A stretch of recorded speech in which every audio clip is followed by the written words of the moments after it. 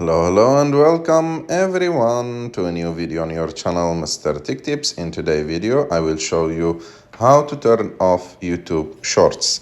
And I need to explain for you that it's not possible to turn off definitely YouTube Shorts from showing on your YouTube account, but there is one option that you can use to see fewer YouTube Shorts on your feed.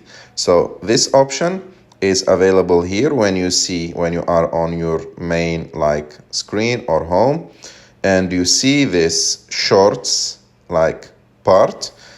You go to the 3 points next to it, click on them, and after that click on show fewer shorts, and like that YouTube will show you fewer shorts on your home screen. And this is actually the only options to see fewer shorts on YouTube.